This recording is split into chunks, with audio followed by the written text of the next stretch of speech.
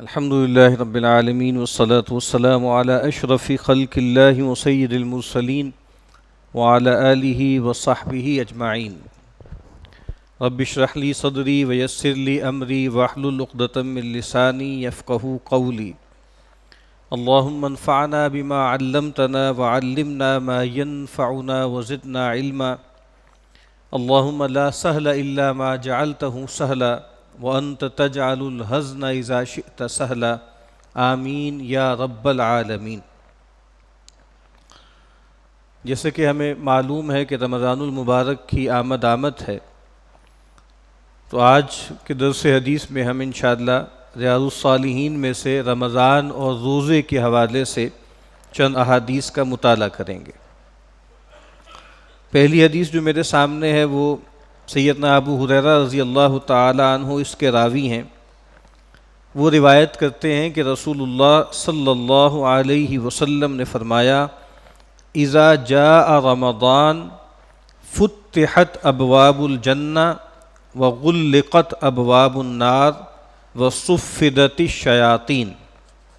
رسول کریم صلی اللہ علیہ وسلم نے فرمایا کہ جب رمضان کا مہینہ آ جاتا ہے، فتحت ابواب الجنہ، جنت کے دروازے کھول دیے جاتے ہیں، وغلقت ابواب النار،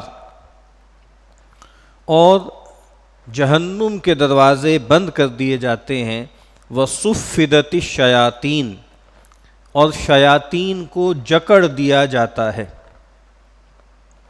دیکھیں، ہمیں معلوم ہے کہ اللہ تعالیٰ خالق کون و مکان ہے، اللہ تعالیٰ خالق زمان و مکان ہے. یہ جو وقت ہے، مہینے ہیں، سال ہیں، صدیاں ہیں، یہ بھی اللہ کی مخلوق ہے، اور یہ جو مکان ہے، یہ جو سپیس ہے، یہ بھی اللہ کی مخلوق ہے.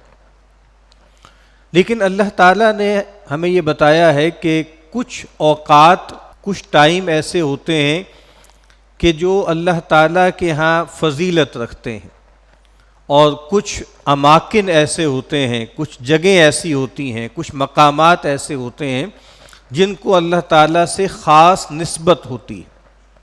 ہم اللہ کے بندے ہیں، تو ہمارے ہاں ہر طرح کی فضیلت اللہ کی نسبت سے طے ہوتی ہے.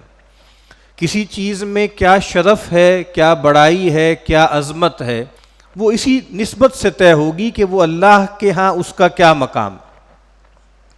جس طرح ہمیں معلوم ہے کہ ایک تصور شعائر اللہ کا ہے. کچھ شعائر ہیں، کچھ چیزیں ایسی ہیں کہ جن کے ساتھ اللہ تعالیٰ کا ایک خاص شعور متعلق ہے. مثال کے طور پہ کعبۃ اللہ ہے، جس کو بیت اللہ بھی کہا جاتا ہے. تو بیت اللہ ان معنوں میں تو نہیں ہے نا کہ اللہ تعالیٰ گویا وہاں مقیم ہے، اللہ وہاں ریزائیڈ کرتے ہیں. بس ایک شرف ہے، نسبت تشریفی اس کو کہتے ہیں. جیسے مثال کے طور پہ قرآن مجید میں جو ہے سیدنا صالح کا جو قصہ بیان ہوا ہے، اس میں تذکرہ ہے ناقۃ اللہ، اللہ کی اونٹنی. تو معاذ اللہ یہ تصور تو نہیں ہے کہ اس اونٹنی پہ اللہ تعالیٰ سواری فرماتے ہیں، بلکہ اللہ تعالیٰ کی طرف سے اس کو ایک خاص نسبت، ایک خاص تعلق کی سند جو ہے وہ حاصل ہو گئی. تو کعبۃ اللہ بھی اللہ کے شاعر میں سے ہے، قرآن مجید اللہ کے شاعر میں سے ہیں، خود اللہ کے پیغمبر اللہ کے شاعر میں سے ہیں، پھر جو ہے وہ قرآن مجید اللہ کے شاعر میں سے ہے. تو اسی طریقے سے کچھ اوقات ایسے ہوتے ہیں، جیسے مثال کے طور پہ ہر دن میں ایک خاص وقت ہوتا ہے جس کو آخر شب کہا جاتا ہے، جس میں اللہ تعالیٰ سمائے دنیا پر نزول فرماتے ہیں. بلا تشبیہ عرض کر رہا ہوں. پھر پکارتے ہیں کہ ہے کوئی مانگنے والا، ہے کوئی مغفرت طلب کرنے والا، ہے کوئی جو ہے جو مجھ سے جنت کا طالب ہے جو میں اس کو عطا کر دوں. اسی طریقے سے ہر ہفتے میں جمعے کا دن ایک خاص فضیلت رکھتا ہے. پھر جمعے کے دن ایک خاص گھڑی ہے جس کے بارے میں نبی اکرم صلی اللہ علیہ وسلم نے فرمایا کہ اگر اس وقت اللہ کا کوئی بندہ جو ہے وہ کھڑے ہو کے اللہ تعالیٰ سے کچھ بھی مانگے گا تو اللہ تعالیٰ اس کو ضرور عطا کریں گے. تو اسی طریقے سے جو ہے وہ عاشوراء کا دن ہے، 10 محرم کا دن ہے. اسی طریقے سے یوم عرفہ کا دن ہے. نبی اکرم صلی اللہ علیہ وسلم نے فرمایا کہ اللہ تعالیٰ سب سے بڑھ کر کسی ایک دن میں جو انسانوں کی گردنوں کو جہنم سے رستگاری دیتے ہیں، آزاد کرتے ہیں، وہ عرفہ کا دن ہے۔ تو اسی طریقے سے رمضان المبارک کا مہینہ یہ بھی ایک خصوصیت رکھتا ہے، یہ بھی ایک فضیلت رکھتا ہے۔ اسی مہینے کے حوالے سے یہاں پر یہ اللہ کے نبی صلی اللہ علیہ وسلم یہ فرما رہے ہیں کہ جب رمضان المبارک کا مہینہ آتا ہے تو جنت کے دروازے کھول دیے جاتے ہیں اور جہنم کے دروازے بند کر دیے جاتے ہیں۔ اس کا کیا مطلب ہے کہ باقی دنوں میں جنت کے دروازے بند ہوتے ہیں اور جہنم کے دروازے کھلے ہوتے ہیں؟ تو یہ مطلب نہیں ہے۔ ایک کچھ روایتوں میں اس کی وضاحت کی گئی ہے کہ فتحت ابواب الرحمہ، رحمت کے دروازے کھول دیے جاتے ہیں، اور دوسری طرف گویا ابواب النار کا مطلب کیا ہے کہ جو اللہ تعالیٰ کی ناراضگی کا ذریعہ بنتی ہیں جو چیزیں، ان کی راہ مسدود کر دی جاتی ہے، ان کی راہ بند کر دی جاتی ہے۔ تو گویا رمضان المبارک جیسے ہمارے ہاں ایک تصور ہوتا ہے کہ جیسے ایک موسم بہار ہوتا ہے، تو رمضان المبارک کے لیے علماء ایک لقب اختیار کرتے ہیں کہ یہ نیکیوں کا، فضائل کا، حسنات کا موسم بہار ہے، کہ اللہ تعالیٰ کی طرف سے گویا خصوصی فضل ہوتا ہے، خصوصی عنایت ہوتی ہے۔ طبرانی کی ایک روایت ہے جس میں یہ الفاظ آتے ہیں کہ ان لربکم فی ایام دہرکم نفحات فتعرضوا لها، کہ بے شک تمہارے رب کی طرف سے تمہارے سال کے، تمہارے ایام جو گزرتے ہیں، ان میں کچھ دن ایسے آتے ہیں جس میں خصوصی جھونکے ہوتے ہیں، نفحات، اللہ کی رحمت کی گویا لپٹیں آتی ہیں اور جیسے خوشبوؤں کی ہوائیں چلتی ہیں۔ تو کہا کہ ان دنوں میں اپنے آپ کو اس کے سامنے پیش کرو، حاضر رکھو، کہیں ایسا نہ ہو کہ اللہ تعالیٰ کی خصوصی رحمت، خصوصی عنایت جو ہے وہ متوجہ ہو اور تم غافل پڑے سوتے رہو۔ تو یہاں فرمایا کہ یہ رمضان المبارک کا مہینہ، اس میں گویا اللہ تعالیٰ جنت میں جانے کی راہیں آسان کر دیتے ہیں، اور جیسے ہمیں بتایا بھی گیا کچھ اور احادیث میں کہ جو بندے ہیں، اللہ کے بندے، وہ گویا مزدور ہوتے ہیں نا، عامل اللہ ہوتے ہیں، اللہ کے مزدور ہوتے ہیں۔ تو اس مہینے میں اللہ تعالیٰ گویا مزدوری کو بہت بڑھا دیتے ہیں، یعنی یہ کہا جاتا ہے کہ بھائی ایک جو نفل ہے وہ فرض کے برابر، اور فرض جو ہے وہ 27 گنا یا کچھ روایتوں میں 70 گنا کا بیان ہوتا ہے۔ تو کہا کہ اللہ تعالیٰ جنت کے دروازے، رحمت کے دروازے کھول دیتے ہیں اور جہنم کے دروازے بند کر دیتے ہیں، یعنی گویا نیکی کرنا میسر ہو جاتا ہے، آسان ہو جاتا ہے، باسہولت ہو جاتا ہے، اور گناہ کرنا مشکل بنا دیتے ہیں۔ اور فرمایا کہ وَصُفِّدَتِ الشَّيَاطِينَ، اور شیاطین کو جکڑ دیا جاتا ہے۔ کچھ روایتوں میں ہے وَسُلْسِلَتِ الشَّيَاطِينَ، ان کو گویا سنگل ڈال دی جاتی ہے، ان کو بیڑیاں ڈال دی جاتی ہیں۔ اور ایک روایت میں ہے کہ شیاطین وَمَرَدَةَ الْجِنِّ، جو سرکش شیاطین ہیں، جو جنات ہیں، سرکش جنات، ان کو جو ہے وہ سنگل ڈال دی جاتی ہے۔ اس میں عام طور پر ایک اشکال لوگ پیش کرتے ہیں کہ ایسا تو نہیں ہوتا کہ رمضان مبارک کے مہینے میں انسان کو کوئی ایسی امیونٹی حاصل ہو جائے کہ اس سے گناہ ہو ہی نہ، یعنی بہت سے لوگ ہیں جو روزہ بھی نہیں رکھتے رمضان میں اور جو ہے وہ نماز بھی نہیں پڑھتے، اور جو لوگ روزہ بھی رکھتے ہیں، رمضان جو ہے قیام اللیل بھی کرتے ہیں، نمازیں بھی پڑھتے ہیں، لیکن ان سے بھی گناہ بہرحال ہوتے ہیں، کوئی عصمت کا مقام تو حاصل نہیں ہوتا نا۔ تو پھر یہ جو کہا گیا ہے کہ بھائی شیاطین کو جکڑ دیا جاتا ہے، تو پھر یہ کیا بات ہے؟ ایک جواب تو اس کا یہ ہے کہ انسان کے اندر اصل میں جو گناہ کا جو پہلو آپ کہہ لیں، یا گناہ کی انسٹیگیشن، اس کا ایک بہت بڑا مؤثر خارجی ذریعہ جو ہے وہ ابلیس ہے، ابلیس اور اس کی ذریت، خاص طور پہ جو شیاطین میں اس کی ذریت ہے۔ لیکن ابلیس یا جو شیاطین جن ہیں، یہ گویا کوئی سول ہم کہہ لیں کہ ذریعہ یا سبب نہیں ہے گناہوں کا۔ گناہ کا بیج تو گویا انسان کے نفس کے اندر ہے نا۔ اللہ تعالیٰ نے فرمایا کہ وَنَفْسٍ وَمَا سَوَّاهَا فَأَلْهَمَهَا فُجُورَهَا وَتَقْوَاهَا، کہ نفس جیسا کہ اللہ نے اس کو نیک سکھ سے درست کیا اور اس میں الہام کر دیا تقویٰ کا بھی اور فجور کا بھی۔ تو اسی طریقے سے جو شیاطین انس ہیں وہ بہرحال کھلے پھر رہے ہوتے ہیں۔ اسی طریقے سے حضرت تھانوی رحمۃ اللہ علیہ نے اس کا ایک بڑا اچھا جواب دیا کہ لوگوں نے پوچھا کہ بھئی ہمیں تو نہیں لگتا کہ بھئی جو ہے وہ شیطان کو قید کر دیا گیا ہے اور شیطان کے وساوس ہمیں محسوس ہوتے رہتے ہیں. تو انہوں نے اس کا جواب یہ دیا تھا کہ بھئی اگر کوئی دوست ہے تمہارا کوئی قرین ہے، تمہارا کوئی رفیق ہے جس کے ساتھ مدت کی تمہاری جو ہے مدت کا ساتھ ہے اور اس کا جو ہے اس کی کمپینین شپ ہے، اگر وہ ایک آدھ مہینے کے لیے غائب بھی ہو جائے تو چونکہ اتنی طویل اس کے ساتھ تعلق ہوتا ہے تو اس کی تاثیر جو ہے 1-1.5 مہینہ جاری رہتی ہے. تو بہت سے لوگ وہ ہوتے ہیں جو شیطان کو اپنا قرین بنا لیتے ہیں اور گویا ایک سزا کے طور پر بھی شیطان ان پر جو ہے وہ مسلط کر دیا جاتا ہے. وَمَن يَعْشُ عَن ذِكْرِ الرَّحْمَٰنِ نُقَيِّضْ لَهُ شَيْطَانًا فَهُوَ لَهُ قَرِينٌ، کہ جو رحمان کے ذکر سے غفلت برتتا ہے، کوتاہی کرتا ہے، تو ہم کیا کرتے ہیں کہ ایک شیطان اس پر مسلط کر دیتے ہیں اور وہ اس کا قرین بن جاتا ہے، اس کا ساتھی بن جاتا ہے، اس کا جلیس بن جاتا ہے. تو بہرحال گویا ہمارا چونکہ ہماری دوستی ابلیس سے، شیطان سے اور اس کی ذریت جو ہے اس سے بہت زیادہ ہوتی ہے تو ہمیں گویا فیل نہیں ہوتا اس کی دوری. لیکن بہرحال روایت یہاں یہ بتا رہی ہے کہ جب رمضان المبارک کا مہینہ آتا ہے تو رحمت کے اور جنت کے دروازے وا کر دیے جاتے ہیں، کھول دیے جاتے ہیں، اور جہنم کے دروازے بھیڑ دیے جاتے ہیں، بند کر دیے جاتے ہیں، اور شیاطین جن کو اور سرکش شیاطین کو جکڑ دیا جاتا ہے. تو اس سے بھی یہ اندازہ ہوتا ہے کہ ہمیں ان ایام سے فائدہ اٹھانا چاہیے. اور نبی اکرم صلی اللہ علیہ وسلم نے اور قرآن مجید نے ہمیں گویا رمضان المبارک کا ایک 2 گنا پروگرام دیا ہے، جس میں دن کا روزہ ہے اور رات کا قیام ہے. اور قرآن مجید میں بھی اس کا تذکرہ ہے اور پھر صحیح احادیث میں بھی اس کا تذکرہ ہے. نبی اکرم صلی اللہ علیہ وسلم نے فرمایا من صام رمضان ایمانا واحتسابا غفر له ما تقدم من ذنبه، کہ جو آدمی رمضان المبارک کے مہینے کے دن کے روزے رکھے گا، جو شخص 2 شرطوں کے ساتھ، ایمان اور احتساب. ایمان کا مطلب کیا ہے کہ روزہ وہ جو رکھے گا وہ اللہ پر ایمان کی بنیاد پر رکھے گا، اس میں اس کی نیت اللہ کو خوش کرنے کی ہوگی. کیونکہ یعنی فاسٹنگ جس کو ہم بولتے ہیں کہ انسان کھائے پیے نہ، تو یہ تو آپ کو معلوم ہے کہ انٹرمیٹنٹ جو ہے وہ فاسٹنگ، یہ بہت سے لوگ بتاتے بھی ہیں، فزیشنز بھی بتاتے ہیں، اور ڈائٹنگ کے مختلف پروگرامز کے اندر بھی یہ بات آتی ہے.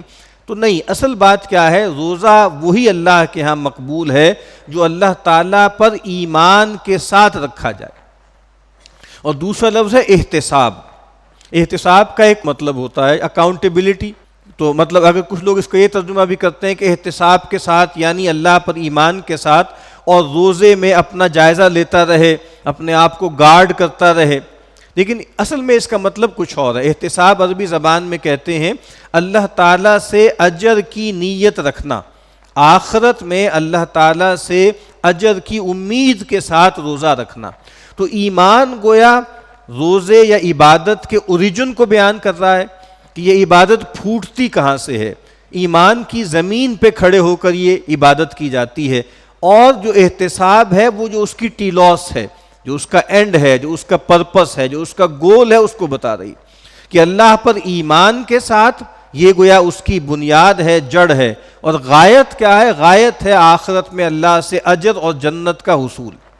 تو کہا کہ جو شخص بھی ان 2 شرائط کے ساتھ رمضان المبارک کے دن کا روزہ رکھے گا تو کہا کہ غفر له ما تقدم من ذنبه، اس کے پچھلے تمام جو صغیرہ گناہ ہیں جن کے لیے توبہ کی ضرورت نہیں، جس کے لیے تلافی کی ضرورت نہیں، جو حقوق العباد سے متعلق نہیں، وہ تمام گناہ اللہ تعالیٰ بخش دیں گے.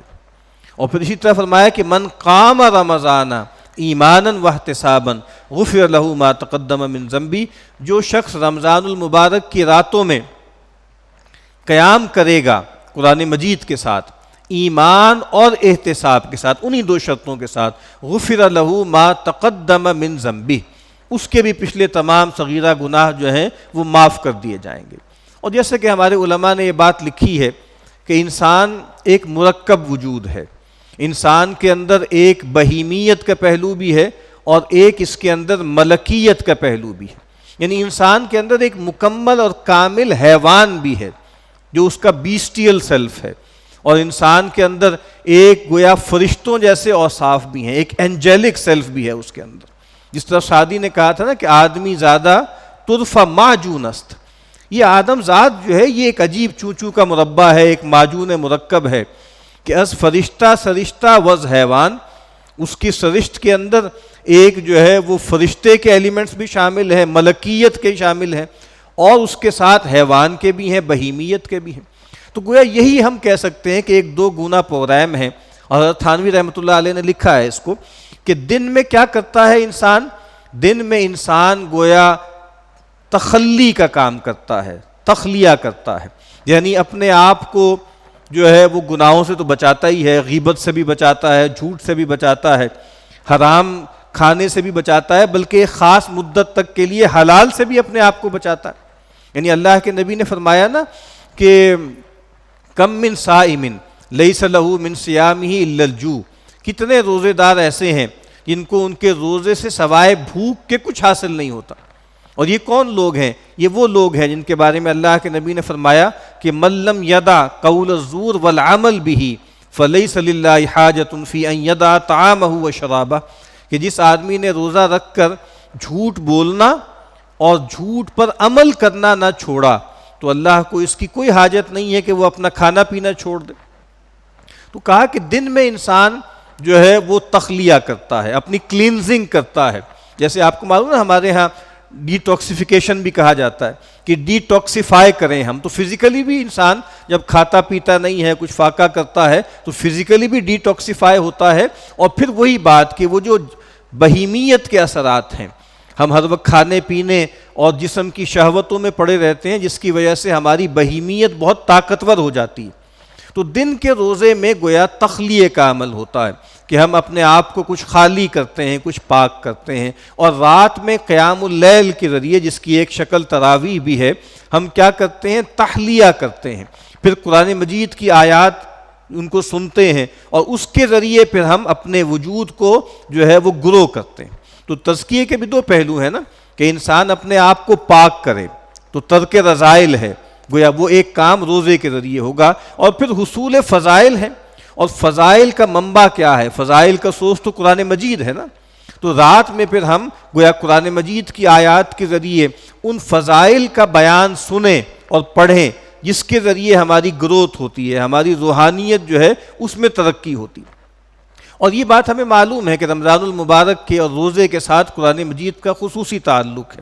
اللہ کے نبی نے فرمایا کہ الصیام والقرآن یشفعان للعبد، روزہ اور قرآن قیامت کے دن اللہ تعالیٰ کے ہاں بندے کی شفاعت کریں گے۔ یقول الصوم، صوم یہ کہے گا اے رب انی منعتہ الطعام والشہوات بالنہار فشفعنی فی، کہ اللہ میں نے تیرے اس بندے کو دن میں کھانے پینے اور جائز جنسی شہوت پوری کرنے سے روکے رکھا، تو اس کے حق میں میری شفاعت قبول کر۔ اور جو ہے وہ قرآن کہے گا وَيَقُولُ القرآن، اے رب میں نے اس کو منعتہ النوم باللیل، میں نے اس کو رات میں نیند سے روکے رکھا، تو اس کے حق میں میری شفاعت قبول کر۔ فیشفعان، تو ان دونوں کی شفاعت قبول کی جائے گی۔ تو رمضان المبارک جو ہے ایک تو روزے کا مہینہ ہے اور دوسرا یہ قرآن کا مہینہ ہے۔ جیسے کہ ہمیں معلوم ہے اسی رمضان کی ایک رات ہے جس کو لیلۃ القدر کہا جاتا ہے، انا انزلناہ فی لیلۃ القدر، کہ جس میں قرآن مجید کے نزول کا آغاز ہوا، یا پورا قرآن جو ہے وہ لوح محفوظ سے سمائے دنیا پر نازل ہو گیا۔ اسی لیے قرآن مجید کے ساتھ میں نے عرض کیا ہے کہ رمضان کا خصوصی تعلق ہے، اور یہ بات کہ اس مہینے میں قرآن کو پڑھا جائے، اس کا دور کیا جائے، یہ بھی گویا ایک اسوہ نبوی ہے۔ نبی اکرم صلی اللہ علیہ وسلم کے بارے میں صحابہ کہتے ہیں کہ آپ سب سے زیادہ سخی تھے، آپ سے بڑھ کر کوئی سخی نہیں تھا، لیکن رمضان میں تو آپ بہت زیادہ سخی ہو جاتے تھے، اور آپ کی سخاوت جو ہے وہ چلتے ہوئے جھکڑ کی طرح ہو جاتی تھی، چلتی ہوئی ہوا کی طرح ہو جاتی تھی۔